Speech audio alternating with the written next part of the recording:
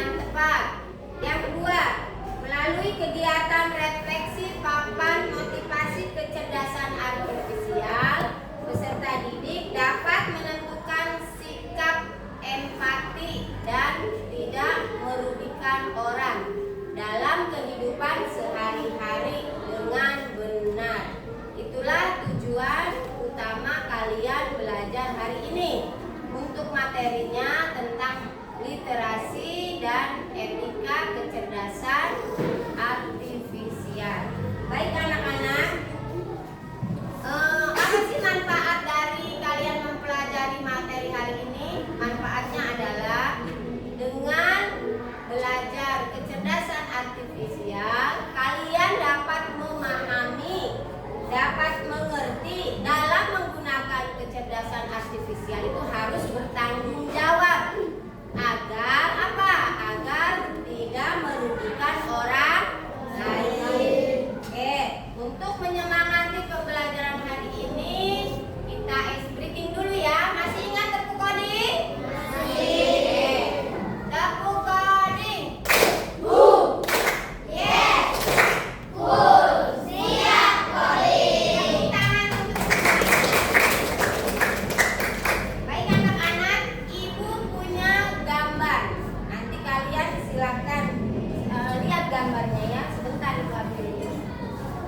Baik anak-anak, ibu punya 2 gambar. Silakan kalian lihat gambar apakah ini.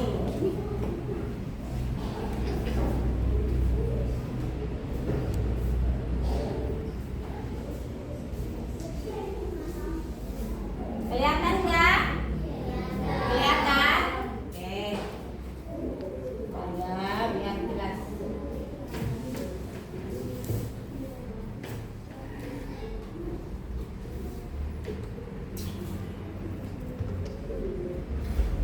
Oke, tanya. Gambar apakah ini? Kucing. Oke. Coba ibu mau nanya. Siapa kira-kira yang membuat gambar kucing ini? Siapa? AI. Betul sekali. Nah, AI bisa merubah gambar kucing menjadi kucing atau yang berbuat seperti manusia. Nah, di sini kan kucingnya lagi naik apa ini? Sepeda, pakai baju, pakai topi ya. Yang satunya kucingnya lagi ngapain? Sedang apa? Sedang olahraga ya. Nah, inilah hasil pembuatan gambar oleh AI. Neural network atau dikenal sebagai jaringan saraf tiruan merupakan himpunan bagian dari machine learning. Sebagai contoh, sejak tahun 2000 dapat melakukan pengenalan model tulisan tangan dalam pembayaran cek, analisa data, pengenalan wajah, dan prediksi cuaca. Dengan menggunakan 3 pokok prinsip tersebut di atas, maka dapat dibuat robot yang dapat berpikir dan bertindak secara baik di luar dari kode yang diberikan. Kenapa sih AI itu penting dalam ilmu komunikasi? Tadi untuk apa? Satu, untuk mempercepat atau mempermudah, mempersingkat waktu. Contohnya apa? Ketika kita mau membuat diagram atau jadwal, kita bisa menggunakan ChatGPT atau chatbot untuk menanyakan atau meminta bantuan supaya AI membuatkannya. Kecerdasan artifisial adalah kecerdasan buatan, ya, di mana sistem komputer meniru atau hampir menyerupai berpikir sama seperti manusia dalam hal pengambilan keputusan, contohnya atau penalaran atau karakteristik manusia lainnya. Jadi, dalam kecerdasan artifisial atau pembelajaran coding ada 4 elemen.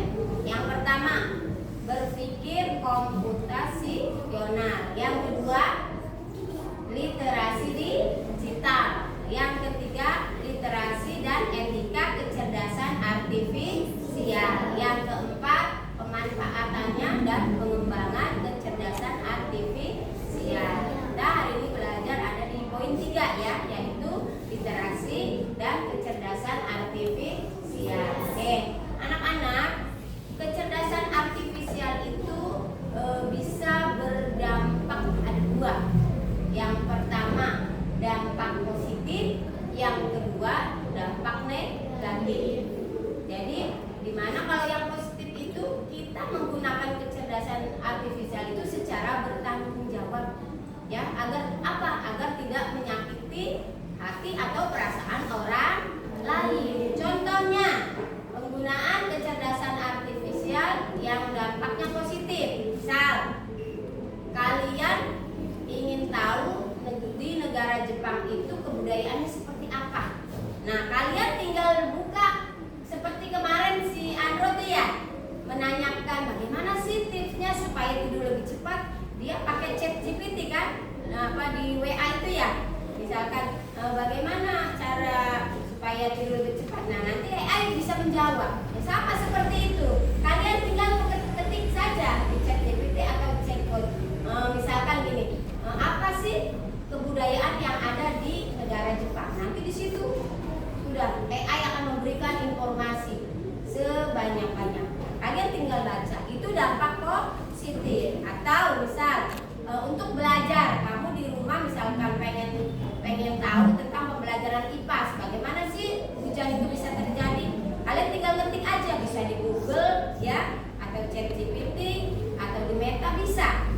Kalian tinggal ketikkan, langsung terbuka informasinya semua. Itulah pengaruh atau dampak positif dari kecerdasan artifisial. Sekarang dampak negatif.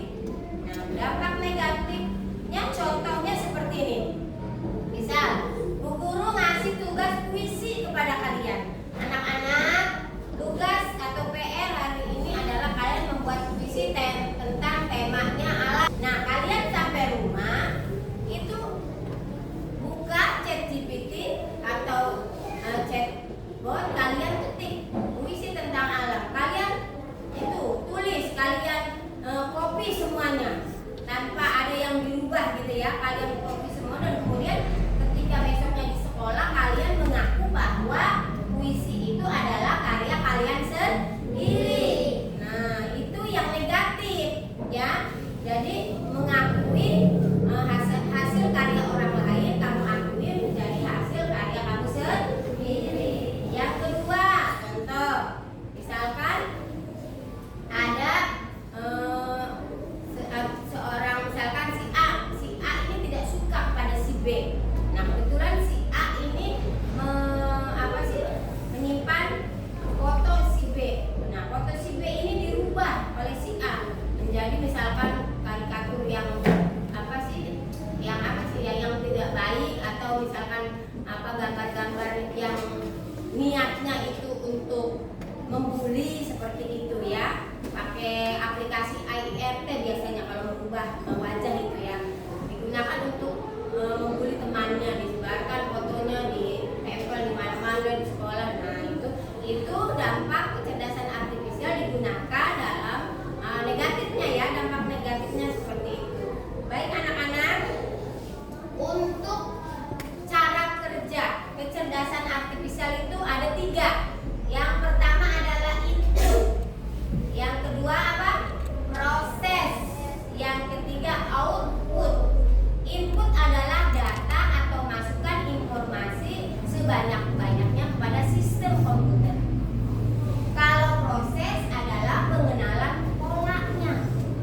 Ya, polanya ini akan seperti apa yang kita inginkan. Kita adalah seorang programmernya, usernya, ya. Kemudian output itu adalah perkiraan atau hasil yang didapatkan. Itu namanya output. Ibu tanya lagi. Cara kerja kecerdasan artifisial ada 3. 1, input. 2, proses. 3, output. Baik anak-anak, hari ini kalian akan kerja kelompok. Ibu sudah siapkan LKPD diskusi kelompoknya. Silakan nanti kalian kerjakan dengan kelompoknya. Mana kelompok 1? Kelompok 2, 3, 4. Kelompok 1. Silakan tuliskan nanti yang untuk presentasi di sini, tapi yang masing-masing di buku kalian. Keluarkan bukunya, buku pulpennya silakan. Kelompok 2 mana? Ya, silakan keluarkan buku dan pulpennya. kelompok 3. Silakan Anda. Kelompok 4. Safira. Kelompok 5. Oke, ya. Yang lain keluarkan bukunya. Silakan. Di situ ada yang kelompok 2. Lembar kerja diskusi kelompok. Nama kelompoknya tulis. Misal kelompok 1, kelompok 2, 3, 4, atau 5. Ketua kelompoknya tulis siapa? Anggota kelompoknya tulis. Kemudian studi kasusnya silakan kalian baca. Ya, silakan kalian baca studi kasusnya dan pertanyaannya kalian jawab. Silakan.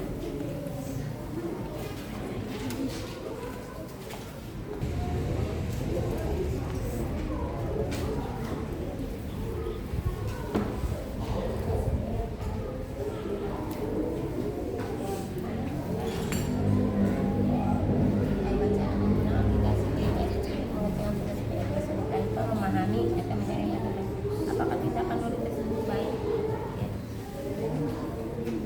Jawab nomor 1 dulu. Nomor 1.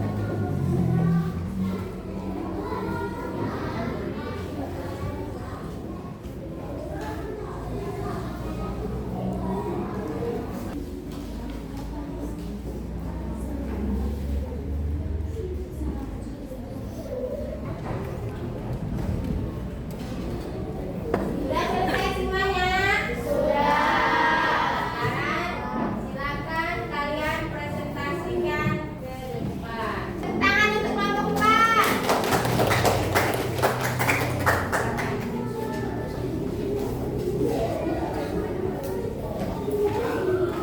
Ya, silakan.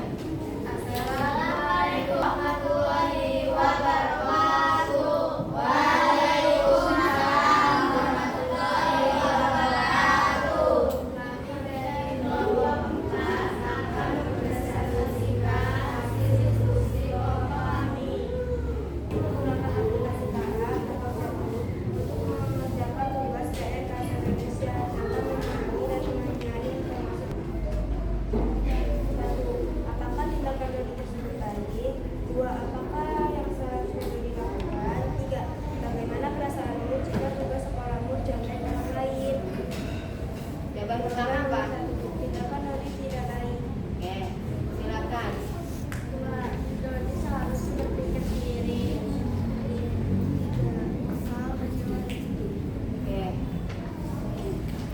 silakan. Demikianlah presentasi dari kami. Assalamualaikum warahmatullahi wabarakatuh. Waalaikumsalam warahmatullahi wabarakatuh. Tepuk tangan untuk kelompok 4. Satu karen. Kasih W. Kasih O. Kasih W. Wow, keren. Semuanya bagus-bagus ya. Sekarang keluarkan buku tulis kalian. Silakan tuliskan resume atau catatan penting ilmu yang kalian dapatkan dari pembelajaran hari ini. Ayo silakan di buku tulis kalian masing-masing. Tadi itu cara kerja ini ada berapa? Kan itu catatan penting juga sama. Ayo silakan. Atau jika kita menggunakan